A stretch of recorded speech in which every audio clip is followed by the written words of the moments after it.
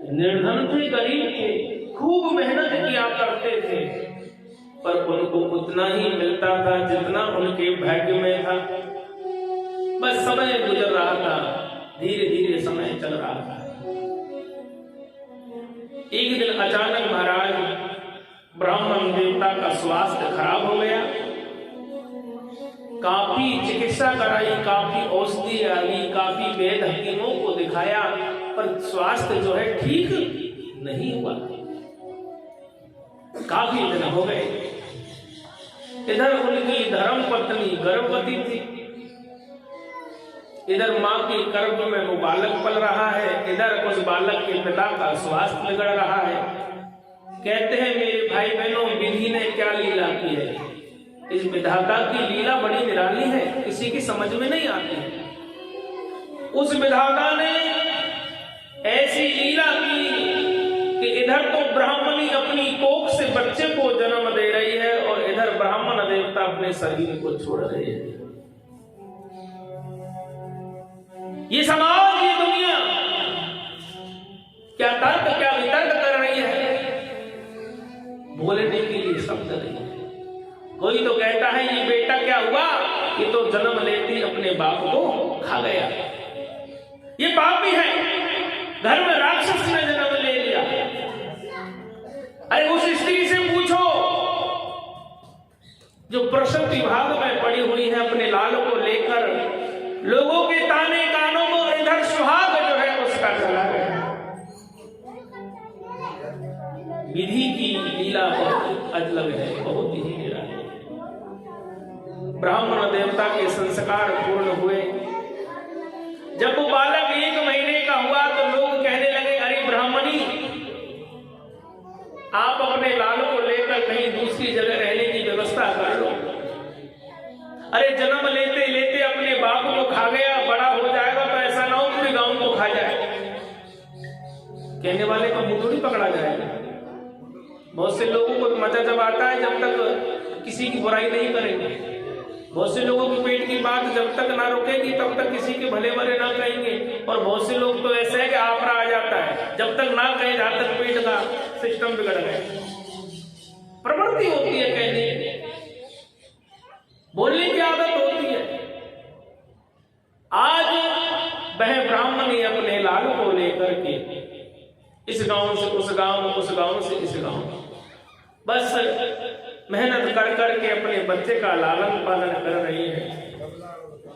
बस एक ही बात है, मन के अंदर के विधाता ने जो लिखा है वो किसी पे नहीं मिट सकता।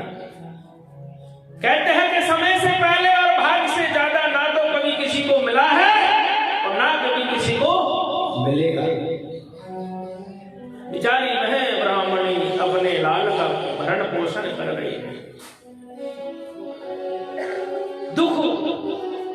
दुख एक ऐसी बीमारी है, हृदय की पीड़ा एक ऐसी बीमारी है जो धीरे धीरे घुन की तरह, जिस तरह घुन लकड़ी को अंदर ही अंदर खा जाता है, ऐसे ये हृदय की पीड़ा अंदर ही अंदर शरीर को खाने लगती है।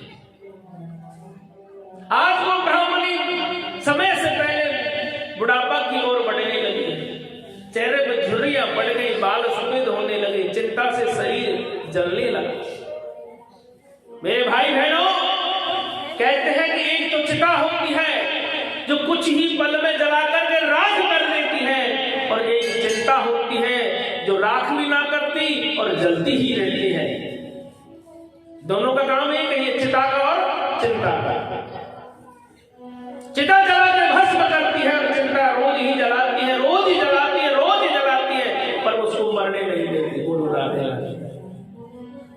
तो वो चिता बड़ी है कि चिंता बड़ी है? संतों ने कहा कि चिंता से बढ़कर कोई चिता ही नहीं। बोलो राधे राधे। जो ना तो मरने ही देती है ना जीने ही देती है, चिंता ऐसी। आज वह ब्राह्मणी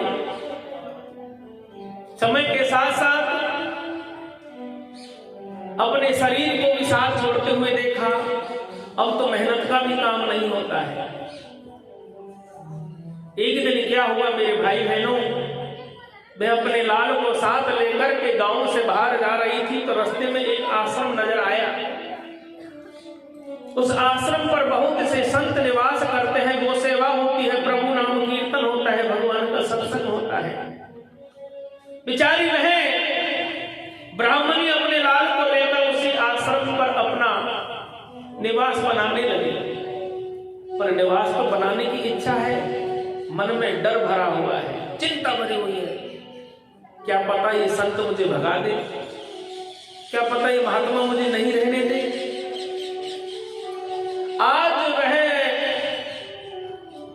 अपने लाल को लेकर आश्रम से दूर एक छोटी सी झोपड़ी बना लेती है और वहीं रहकर के समय को गुजारने लगती है। अब सोचने की बात है कि खाती क्या है, पीती क्या है। तो भगवान शुद्ध जी महाराज ने कहा, जो संत खाते थे आश्रम में, उनका झूठा पत्तल जब आश्रम से बाहर आया करता था, उन झूठे पत्तलों से एक एक दाना चुनती, उसमें से पहले अपने बच्चे को भोजन कराती और फिर बचता उसको स्वयं खा लेती। कहते हैं कि सठ सुध रही सठ संगति पाई। जब संगति का परिवर्तन होगा, नीति का परिवर्तन होगा, तो हमारा ज्ञान, हमारी बुद्धि, हमारा जीवन अपने ही आप ही बदलने लग जाएगा। आज उन संतों का झूठन खाने से उसके मन में विकार थे वो दूर हो गई, चिंता जो दूर हो गई। अब तो एक बात ही सता रही है, कहते कि भैया बिना मेहनत का नहीं खाना चाहिए, बिना मेहनत का बहुत नुकसान करता है। आज मन में भाव है तो उसने विचार कर लिया कि हम संतों का झूठन खा रहे हैं, हमें कुछ काम करना चाहिए। अब काम कहाँ मिले, रात में बुआरी उठावे और छुप करके आश्रम जावे और पूरे आश्रम के आंगन को साफ कर दे। काम ढूंढ लिया, रात का समय जाती है, आश्रम की सफाई करती है और संत जगह उससे पहले लौट आती है। कुछ दिन तो किसी ने ध्यान नहीं दिया, पर एक दिन अचानक महंती जी बोले, अरे भैया हम देख रहे हैं कई दिनों से आश्रम की सफाई बहुत पहले हो जाती है। ऐसा कौन भक्त है जो हमसे बिगर पूछे बिना देखे ही सेवा कर रहा है। तो उस आश्रम पर जितने भी संत थे वो आपस में कह रहे हैं कि हमें तो पता ही नहीं, मैंने भी नहीं किया, मैंने भी नहीं किया, मैंने भी नहीं किया, मैंने भी नहीं किया। तो महंत जी को चिंता हो गई, अरे जब आप सब सेवा नहीं कर रहे हो तो इस सेवा को कर कौन रहा है, इसका पता लगाओ।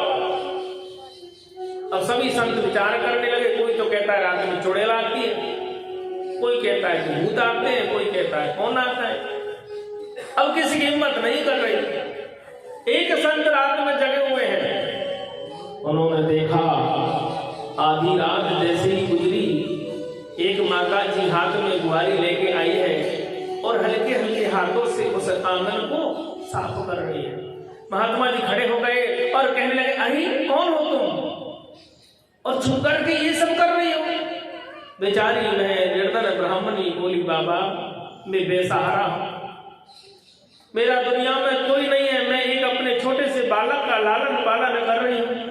आपके झूठे पत्तल आते हैं, उससे कल चुरा चुरा करके मैं अपने बच्चे का पेट भर रही हूँ महाराज, मैं कोई पाप नहीं कर रही, कोई चोरी नहीं कर रही।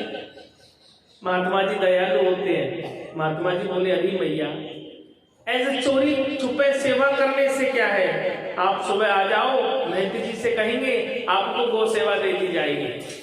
आहा, प्रभु की कृपा हुई है, मेरे ठाकुर की कृपा है गई।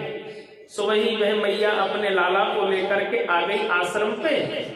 महंत जी के सामने निवेदन किया। महंत जी बोले, मैया ये तो तुम्हारी कुटिया रही और ये तुम्हारी सेवा रही, हमारे आश्रम पे गाय है, इनकी सेवा करो, दूध निकालो, तो मैं जैसा हम खाएंगे वैसा भोजन मिल जाएगा। अब चाहिए क्या भैया, दोनों से पेट भर के भोजन मिल जाए, वही सबसे बड़ा धन है। अरे वो धन किस काम का जब हमारा पेट का भूख, पेट की प्यास, पेट की तृष्णा समाप्त ना करे। आज वह मैया अपने लाला को लेकर आश्रम पे रहने लगी, सेवा होने लगी, रोज सेवा करती है। अब प्रभु की लीला देखो, वो बालक दिन में मैया तो गैयाओं की सेवा में, बालक संतों के बीच में रहकर उनकी सेवा करने लगा। कभी तो चरण दबावे संतों के, कभी संतों का सत्संग सुने, कभी कीर्तन करे। एक दिन महंत जी बोले, अरे लाला तेरो नाम का है? महाराज वो बालक हंस के कहने लगा, गुरुदेव मुझे तो मेरी मैया लाला कह के पुकारती है, मेरे नाम का मुझे पता नहीं, मुझे मैया लाला कहती है, वही मेरा नाम है। महंत जी बोले, नहीं रे, तू तो भगवान का दास है, तू मेरे नारायण का सेवक है, मेरे हरि का दास है, मेरे हरि का सेवक है। मैं तेरा आज नामकरण कर देता हूँ भैया, आज से इस बालक को हरिदास कहेंगे। बोलो हरिदास जी महाराज की। पूरे आश्रम पर रहने वाले संत हरिदास हरिदास कह के पुकारते रहते। अब प्रभु की कृपा देखो, जब कीर्तन होता तो वह बालक नाचता था एक पैर से, कभी पैरों में घुंघरू बजा लेता, गले में ढोलक टांग लेता, कभी हाथों में मंजीरे ले लेता।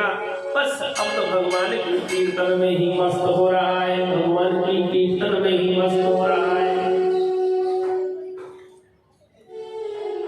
कहते हैं ना मेरे भाई बहनों, आज उस हरिदास के मन में एक ही विचार है, एक ही भाव है। वो क्या भाव है?